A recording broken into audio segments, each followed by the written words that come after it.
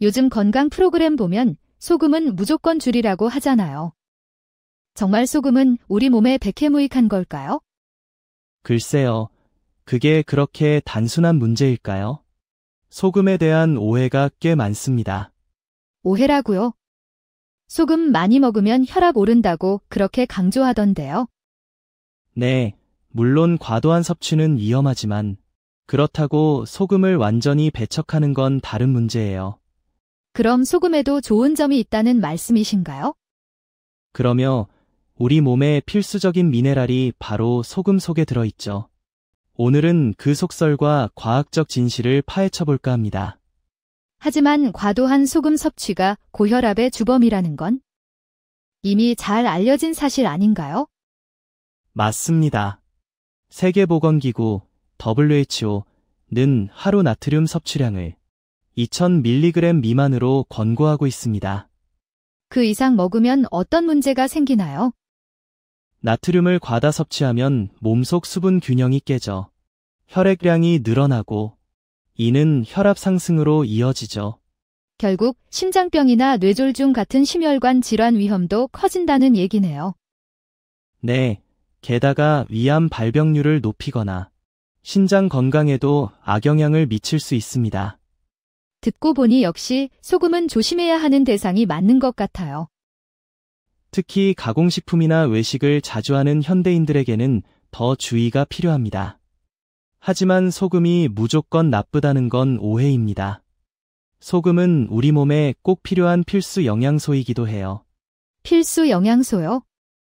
어떤 역할을 하는데요? 소금의 주성분인 나트륨은 신경 신호 전달과 근육 수축에 필수적이며 체액 균형 유지에 중요한 역할을 합니다. 그럼 소금이 없으면 우리 몸이 제대로 작동하지 못한다는 건가요?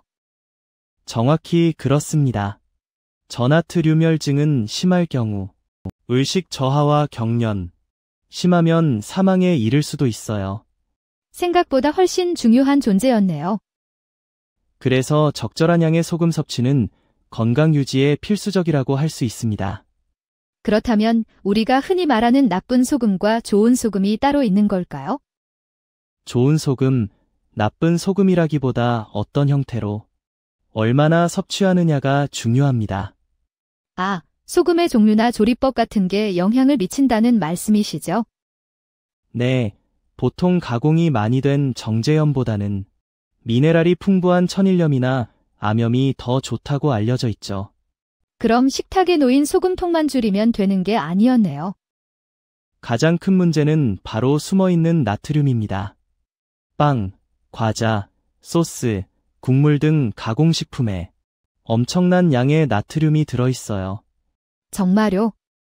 제가 무심코 먹었던 간식들에도 그렇게 많은 소금이 숨어 있었다니 놀랍네요.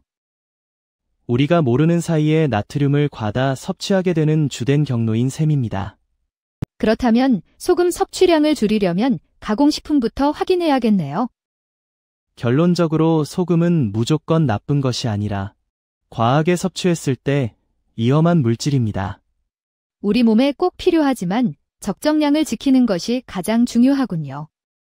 네, 과도한 소금 섭취는 고혈압 등 건강 문제를 일으키지만 부족하면 또 다른 문제가 생길 수 있습니다. 그럼 어떻게 해야 현명하게 소금을 섭취할 수 있을까요?